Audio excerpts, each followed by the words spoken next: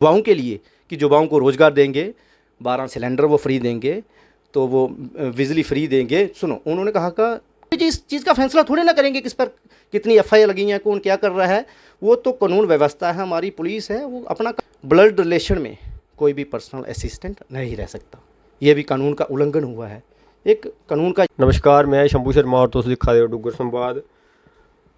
इस टाइम मेरे कन्नै बैठे दे है बीजेपी दे वाइस प्रेजिडेंट अखनूर सुरेश शर्मा और तुसें दिक्खेआ होना 3-4 दिन पैह्लें इ'नें इक अपना वीडियो अपनी सोशल मीडिया उप्पर फेसबुक उप्पर भी पाया और यूट्यूब उप्पर भी पाया और इ'नें कुछ शिकायत भी इक लगाई है जेह्ड़ी गृह मंत्रालय बिच कैबिनेट मिनिस्टर सतीश शर्मा हुंदे ताईं।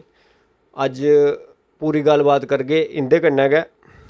सर, स्वागत है थुआढ़ा डुग्गर संवाद बिच। धन्यवाद जी। सर, केह् गल्लबात होई जेह्ड़ी तुसें गृह मंत्रालय बिच शिकायत कीती है, पूरा मामला केह् है?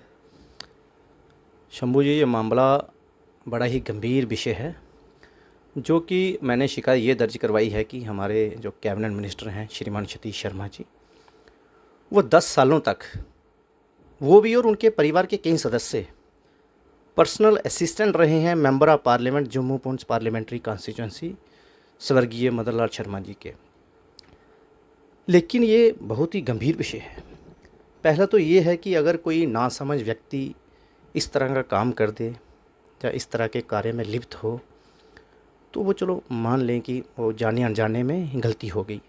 लेकिन एक ऐसा व्यक्ति जो एक तरफ तो कानूनी शिक्षा ग्रहण कर रहा हो, दूसरी तरफ वो लंदन में बैठ के हिंदुस्तान की पार्लियामेंट को चीट कर रहा हो, और रेगुलर स्टूडेंट, पहले तो वो 3 सालों तक एलएलबी करते रहे डोगरा लॉ कॉलेज बड़ी ब्राह्मणा में, तब भी वो पर्सनल असिस्टेंट रहे।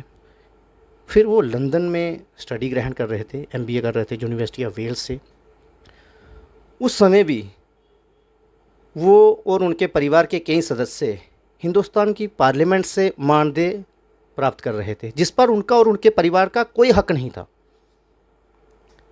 तो देखिए आप, मंत्री महोदय जी ने शाम विधानसभा से चुनाव लड़ा है। जब वो अपनी जनसभाएं करते थे या कहीं भी पब्लिक मीटिंग वो करते थे, वो उसमें यही कहते थे कि मेरे सिवा यहाँ ईमानदार कोई नहीं है, मैं ईमानदार हूँ, मैं गरीब हूँ, मैं बेरोज़गार हूँ। उन्होंने कहीं ना कहीं युवाओं के साथ धोखा किया है, शम विधानसभा की जनमानस के साथ धोखा किया है। जो उन पर ये उन्होंने पर्दा डालने का काम किया है कि हम और हमने, हमारे पूरे परिवार ने ईमानदारी की से लोगों की सेवा की है। हम पूछना चाहेंगे वो लोगों की सेवा लंदन में बैठ के कर रहे थे, या लोग डोगरा लॉ कॉलेज बड़ी ब्राह्मणा में वो शिक्षा ग्रहण करते हैं, कैसे लोगों की सेवा कर रहे थे? ये तो एक जहाँ शम विधानसभा और जम्मू कश्मीर के लोगों के टैक्स पेयर्स के पैसे का मिसयूज हो रहा था। तो ये लोगों के साथ छल कपट है, पार्लियामेंट के साथ छल कपट है। ये हम इसे ये मान सकते हैं कि मंत्री महोदय जी को जम्मू कश्मीर की जनता से माफ़ी मांगनी चाहिए और अपना रिज़ाइन दें। इस पर मंत्री महोदय अपनी प्रतिक्रिया दें कि वाकई वो एक समय में 2 जगह आदमी कैसे काम कर सकता है। ये हम नहीं कह रहे हैं शंभू जी, ये मंत्री महोदय जी खुद कह रहे हैं। वो एक तरफ तो अपना एफिडेविट दे रहे हैं कि एलएलबी कर रहे थे वो 2007 तक, एमबीए की है उन्होंने 2008 को, 4 सालों तक तो वो शिक्षा ग्रहण करते रहे ना। दूसरी तरफ जो हमारे पास लोकसभा सेक्रेटरीट से जानकारी आई है, उसमें स्पष्ट बताया गया है कि मंत्री महोदय और उनके परिवार के कई सदस्य 2004 से लेकर 2014 तक पर्सनल असिस्टेंट रहे हैं।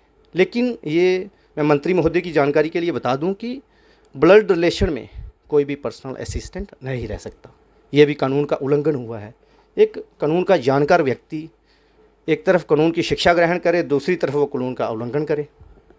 सर, ये कोई राजनीति से प्रेरित तो नहीं है? कुछ ऐसा आप पे भी उन्होंने आपका नाम लेके या 2-3 बंदों के नाम लेके आरोप लगाया कि आपको जनाब अखनूर से पार करवा देंगे, आप गलत काम करते हैं। क्या सच में आप पे कोई पर्चा है, कोई थाने का? शंभू जी देखिए, मेरी बात सुन। उनकी मानसिकता ऐसी हो सकती है कि उनकी सोच ऐसी हो सकती है कि हम किसी को दरिया पार करा सकते हैं।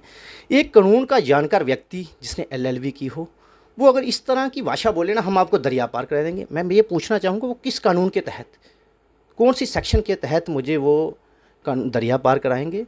हाँ, अगर किसी पे कोई एफआईआर लगती है, उसकी कानूनी व्यवस्था है, नहीं, हमारी लगी है आपके पे। FIR लगी है, लेकिन उसकी कोर्ट ने मुझे बाइज्जत बरी किया है। एक कानूनी व्यवस्था है ना, अगर किसी पे कोई FIR लगती है तो वो तो उसकी प्रक्रिया चलेगी। अगर वो दोषी पाया जाता है तो कानून उसके लिए है, कोर्ट है उसके लिए, कोर्ट सजा दें। तो मंत्री महोदय जी इस चीज़ का फैसला थोड़े ना करेंगे किस पर कितनी FIR लगी है, कौन क्या कर रहा है। वो तो कानून व्यवस्था है, हमारी पुलिस है, वो अपना काम करेंगी। मंत्री महोदय जी को वो काम करना चाहिए जिस काम के लिए जम्मू कश्मीर की लोगों ने उन्हें भेजा है, संविधान सभा के लोगों ने उन्हें चुनकर भेजा है।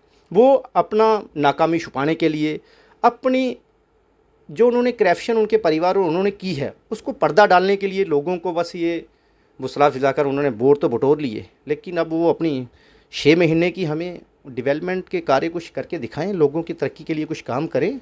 तो ये तो एक बस हम किसी पे आरोप लगाएंगे, वो ये कर रहा, वो ये कर रहा, हम किसी पे आरोप नहीं लगा रहे हैं। हम फैक्ट्स के साथ तथ्यों के आधार पर हम जो बात कह रहे हैं, बाकी फैसला कोर्ट करेगा। हमारी एजेंसीज हैं वो इसका ज़रूर, इसकी हमें लगता है कि न्याय मिलेगा संविधान सभा के लोगों को, जो लोगों के साथ धोखा हुआ है। इस पर मुझे लगता है बहुत जल्दी आपको और भी कुछ ना कुछ सामने आएगा। सर मैं ये पूछ रहा हूँ, कुछ लोग जिस दिन आपने अपना पहले इंटरव्यू दिया कमेंट कर रहे थे जनाब पर्चे हैं आप पे, ये है वो है। पर्चे आपने माना कि पर्चे हैं और 1-2 केस में आप बरी भी हो गए। सर जिसमें कोर्ट बरी कर देता है उस पर आप किसी को पर्चे लगना, आप नहीं, किसी को दोषी नहीं मान सकते। बिल्कुल बिल्कुल। तब तक आप किसी को गुनहगार नहीं मान सकते जब तक कोर्ट उसको सजा ना दे दे। ठीक है सर। तो बाकी उनकी मानसिकता हो सकती है ऐसी, लेकिन हमारी ऐसी कोई मानसिकता नहीं है कि हम उनको पर्सनली कुछ हमारी उनसे जाति दुश्मनी है। हम ये जो कर रहे हैं, उन्होंने लोगों के साथ धोखा किया है, लोगों के टैक्स पेयर्स के पैसे का मिसयूज़ किया है। तो उसके लिए हम पूरा विश्वास है हमें कि हिंदुस्तान की नया व्यवस्था उनको ज़रूर इस पर। अभी आपने जो शिकायत अपनी गृह मंत्रालय में भेजी है उस पे कोई अभी उस पर आपको चंद दिनों में जो भी कार्रवाई होगी हम आपको ज़रूर बताएंगे। एक चीज़ और आपने बोला कि अपनी नाकामी छुपाने के लिए वो ऐसा कर रहे हैं 6 महीने में। चलो और यहाँ पर नहीं, उन्होंने ऐसे कहा कोई काम नहीं है, लेकिन यहाँ RTO ऑफिस खोड़ में खुला है। अच्छी बात है, उसके लिए बाकी चलो हॉस्पिटल का बुरा हाल है। सर देखिए मैं आपको एक बात बताऊँ, उसके लिए हम उनको बधाई देते हैं कि RTO ऑफिस खुला है, लोगों के यहाँ लाइसेंस बनेंगे। लेकिन उन्होंने ये वादे किए थे युवाओं के लिए कि युवाओं को रोज़गार देंगे, 12 सिलेंडर वो फ्री देंगे, तो वो बिजली फ्री देंगे। सुनो, उन्होंने कहा का क्या किया? कुछ नहीं किया सर। उन्होंने सिर्फ जुमलेबाजी की। उन्होंने ये भी कहा था कि हम AAY वालों को फ्री राशन दे रहे हैं, लेकिन क्या किया उन्होंने? वो भी धोखा कर दिया AAY के लोग। मेरी पंचायत में मुझे लगता नहीं है 4 भी AAY वाले हों जिनको बेनिफिट मिल रहा हो। नहीं, वो तो आज़ाद जीते, आज़ाद जो उन्होंने वादे किए उसके बाद वो NC में आए, आज़ाद भी वादे किए उन्होंने। देखो उसकी बात कर रहे हैं या NC की गवर्नमेंट की बात कर रहे जी, अब तो वो NC गवर्नमेंट में कैबिनेट मिनिस्टर हैं, अब तो वादे उनको पूरे करने हैं ना। जो कहते तो वो कहते थे, मंत्री बनने के बाद उन्होंने कहा था कि नए साल पे हम आपको तोहफा देने जा रहे हैं। कहाँ है वो 12 सिलेंडर? कहाँ है? आपके इलाके में भी कहाँ है युवाओं को? बसें लगाई हैं। हाँ बस लगी है एक, लेकिन हमारे एरिया में कम से कम 4 बसों की ज़रूरत है, एक से काम नहीं चलेगा। नहीं, वो अच्छी बात है, बस लगी है तो अच्छी बात है, लोगों को उसका लाभ मिल रहा है। लेकिन वो अपनी नाकामी छुपाने के लिए सिर्फ दूसरों पर आरोप लगाना, उन्हें बोलो कोई आरोप सिद्ध करके बताएं कि ये आरोप सिद्ध है किसी पर, वो गलत बात है। हम आरोप लगा रहे हैं विद प्रूफ कि ये हुआ है। तो बाकी वो न्याय व्यवस्था, हमारा पूरा विश्वास है कि इसको दूध का दूध और पानी का पानी आपको जल्द ही मिलेगा। ये थे हमारे साथ सुरेश शर्मा जी, जिन्होंने शिकायत दर्ज कराई है गृह मंत्रालय में कि कैबिनेट मिनिस्टर सतीश शर्मा और उनके साथ उनके घर वालों ने पर्सनल असिस्टेंट के तौर पे जो MP का फंड होता है उसका दुरुपयोग किया है। इनके ये आरोप है और उन्होंने अपनी शिकायत भी दर्ज कराई है। बाकी जनता भी कमेंट बॉक्स में अपनी प्रतिक्रिया ज़रूर दे। जय हिंद, जय भारत।